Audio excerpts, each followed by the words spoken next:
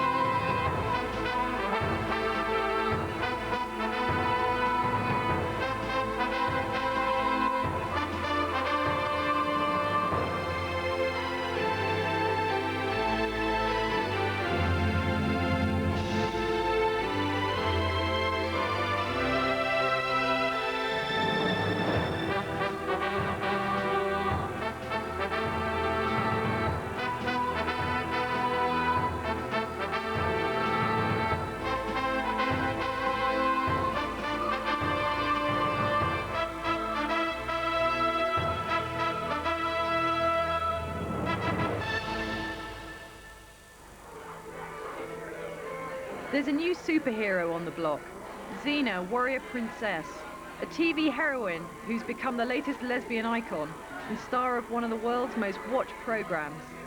Weekly across the globe, women gather to watch the action adventures of Xena and her gal pal Gabrielle.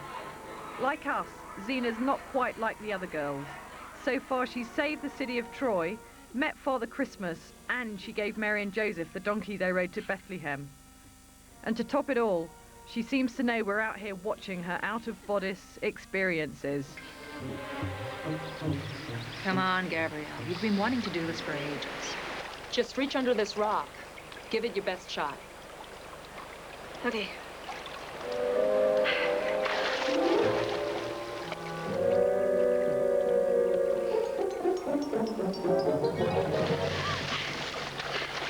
I think lesbians identify with them because that's how we feel about ourselves too. There's something that sets us apart from other women. We're a strange and special group, you know. So, but the great thing about Xena is that, and the thing that sets her apart actually from somebody like Wonder Woman, Right. is that she has Gabrielle. The $6 million woman had her $6 million man, and it was definitely a heterosexual setup. And I think that the Gabrielle Xena team in that TV show is really what clinches. It's really what clinches Xena's appeal to lesbians. But we should never underestimate Xena's solo appeal.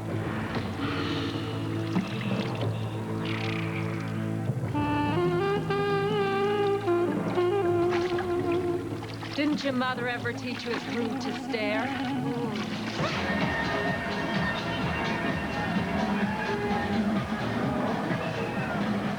Even Xena lookalikes draw women fans, Xenites they're called, and they inhabit the Xenaverse. Although not all of them wear helicopters on their heads.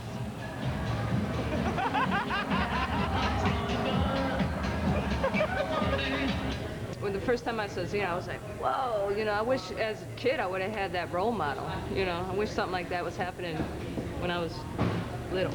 She fights and uses a sword. I don't know many women who use swords. She really looks like how she could use a sword, doesn't she? Does she seem like a strong woman to you? Uh-huh. I went with her for Halloween. You were Xena?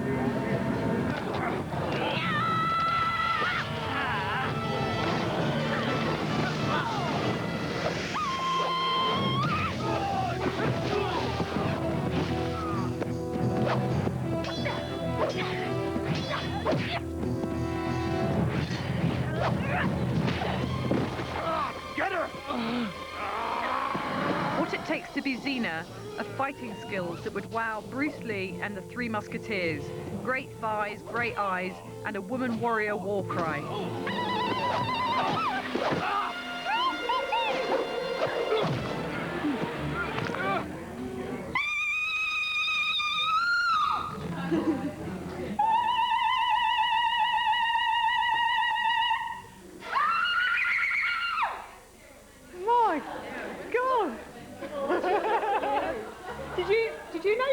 do that. No. There's a certain lesbian symbology that is built into Xena's weapons. Xena is excellent with her sword, right? I mean, she's a fantastic swordswoman. She can, you know, knock anybody down. Her courage will change the world. But when it really comes to the, you know, to a pinch, Xena won't use her phallic sword. She'll pull out her little chakram. And it's that circular weapon that looks sort of like a frisbee with a hollow inside. It's a circle. It's not a phallic instrument. It's you know, it's a vaginal symbol, really. It's and it reminds me of, like, you know, well, there's a long tradition in lesbian literature of the letter O, symbolizing lesbian identity and sexuality. So Monique Fatigue, for example, all the, you know, Amazon warriors in her novel are always making O sounds. It's not just Xena's favorite weapon, it really is a lesbian symbol that she, you know, whips out and knocks all those men down with. What do you think of her fighting? What sort of fight? Do you enjoy her fights? Do you enjoy it when she runs up a wall upside down? And I think that... is there any of that in lesbian literature? Oh, God. Now, the chakra. You got one? I can work the staff. This is a frisbee. And you use with paint and nail polish. How do you throw it? Just kind of fling it. And again? And again? Synchronize. Fling it.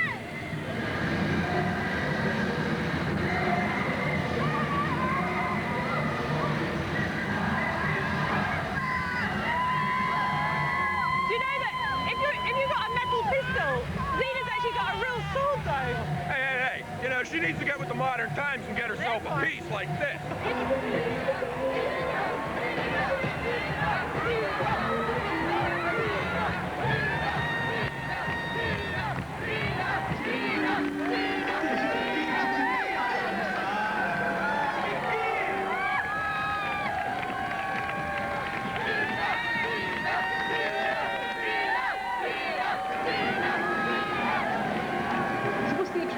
Xena, then?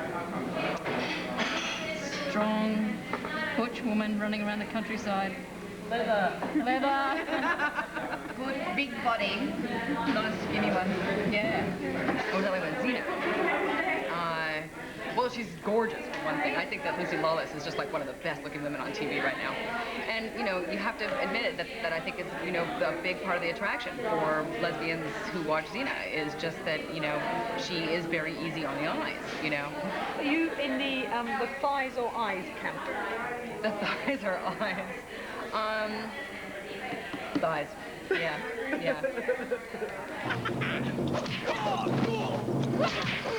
What do you think Xena's best attributes are, then? Aside from the obvious?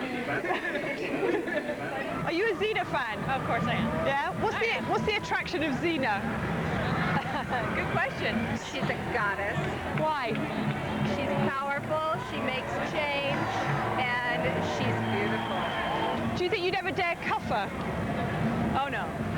No. She can do whatever she wants. She squeezed into that bustier. She's just a badass bitch. And on last night's episode, she used a frying pan as her means of escape from a battle. Domestic bliss, that is. Yes.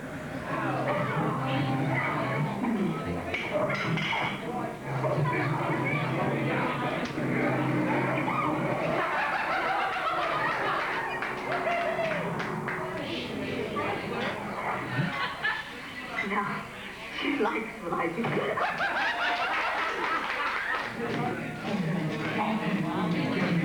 Well, do you remember the night when we had Xena and a private party came in, a birthday party? And there was a big birthday party that happened to just come in on Xena night. And then there was this Xena birthday party conflict because the birthday party was getting a little too loud and they couldn't hear the Xena. So then we had to go out and get a PA system to make Xena louder so that people, because it was all shh, literally. Oh my God, otherwise but everyone took it in good sport. Yeah, exactly. They're very serious about their Xena.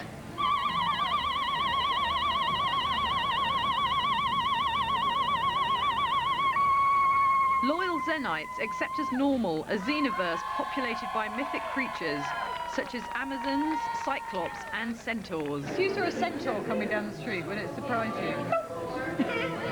What would you do if you saw a centaur running down the street? Oh my God, I think I might mount it.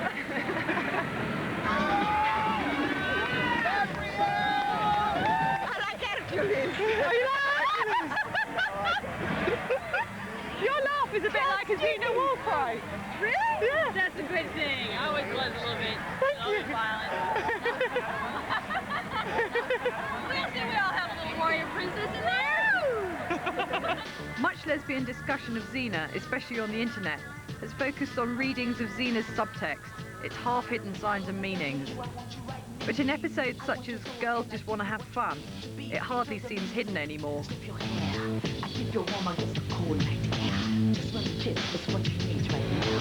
Just one kiss and I will show you how. Just one kiss is what you need tonight. You will enter with the devil by the pale moonlight. Come on, come on.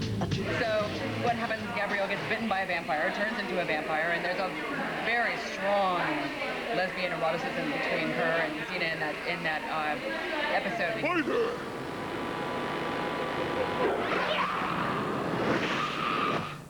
And I will make her one of us.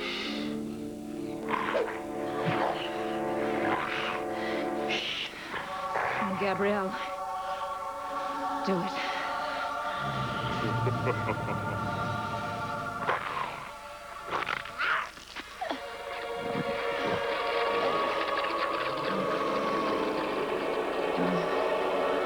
It's almost really text now. It's almost completely out there.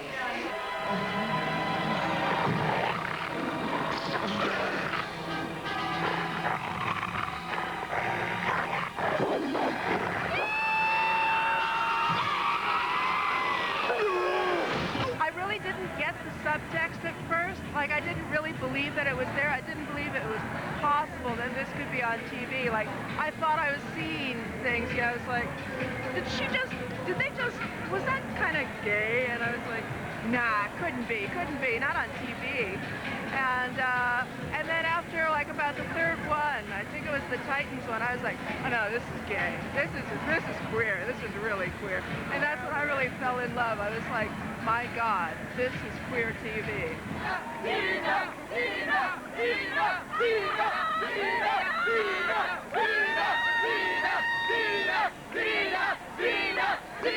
Now into its fourth season, Xena continues to woo both lesbian and straight fans, perhaps by leaving some questions unasked.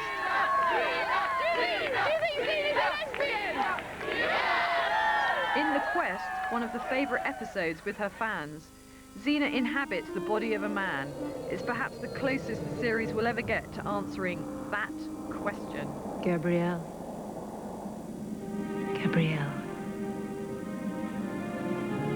It's me, I'm not dead.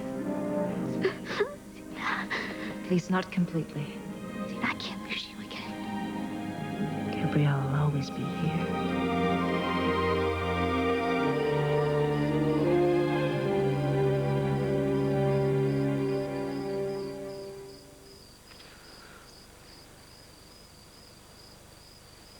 Well, I hope you two work things out. That's the kiss. That's the one. Then did she grab her ass or something? Yeah, and of course there's a debate about who was grabbing her ass. Was it Xena or was it Autolycus? You know, I vote for Xena because, you know, she just had to slip a little in there. Autolycus? Huh? Get your hand off my butt. Oh. Can you imagine? Are you on the Xena side or the Gabrielle side then? Oh God, that's really hard to tell, huh? You know, I kind of have to say that I like Gabrielle. Oh, do you? Yeah, I really do. Yeah, I'm one of the people who really, you know, has no shame about it either. What's the attraction of Gabrielle then? I always find that she's a bit, I mean, to use a Xena term, a bit wussy. You know, she's a bit sort of goody-goody, PC something. But you know, in a way, Gabrielle is really the moral standard of Xena, the TV show. Before Xena met Gabrielle, Xena was basically a whore. She slept with every male warrior that she happened to gang up with for whatever military campaign she was on at the point, or at that time. And then, you know, at the moment that Xena decided that she was no longer going to be a mercenary and no longer going to, you know, condone killing for no reason, she hooked up with Gabrielle. And that's no accident, because Gabrielle really is, she's the moral force in Xena. She's the one who's come into Xena's life and not only weaned Xena off men, but also weaned Xena off mindless violence. Don't you wish that maybe all that kind of messing around would just stop and they'd just do it? Ideally, yeah, but I think this is mainstream TV. They're not going to do it. Yeah. No, that would take away a lot. Yeah. It's like having a major lust over someone. It's better to keep it, really. Yeah, the anticipation is much better. Yeah. So do you think they're kind of playing with you though, because they know it's kind of appealing to a lesbian audience? No, they're keeping you on tenterhooks, whereas you've got somebody like Ellen, you know, they had like the coming out episode of Ellen recently. And what's happened to it now? What? So do you reckon if Xena came out, she'd be off the TV wave? They'd lose their mainstream straight audience. They're just playing to different sections of the market, and we'd lose all that tension in watching it. You know. I disagree. I think they should have a limited release, X-rated. The lesbian version. Absolutely. You get a bit fed up with all that kind of teasing and messing around. I think the sexual innuendo is most of the fun. It gives people, I mean, think about it.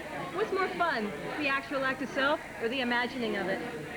Lucy Lawless and Renee O'Connor are channeling Xena and Gabrielle from somewhere else, because, I mean, there is something going on there. You know, they may be, you know, straight as all get-go, but I mean, the characters that they've just come up with are queer as a $2 bill, man.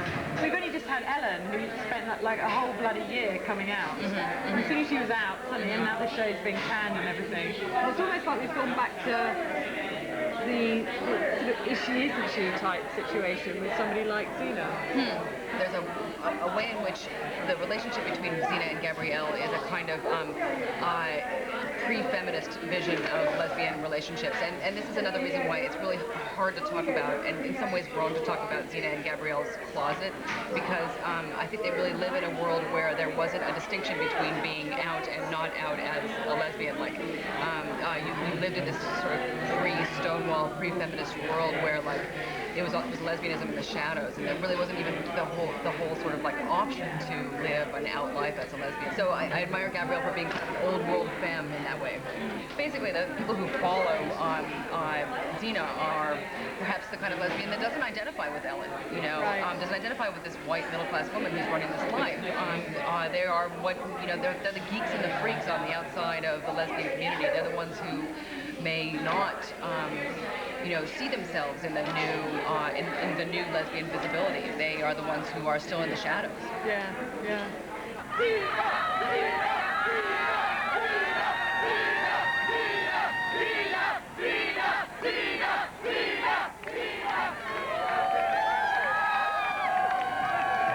Have you got any favourite Xena lines? You know, I mean, besides... Very good. Do you do that every morning? I do actually. I wake up and If you could take Xena out on a date, where would you take her? Do we have to go out at all? Probably a nice grassy cliff. I think that sounds nice. Watch it could be dangerous. I know, but that would be, going on a date with Xena would be dangerous, yeah. How much would you pay for a date with Xena? Oh my God. You mean objectify her? All the money I had. I suppose that would be up to her as well, wouldn't it? What would you do? What would I do? Oh, fuck.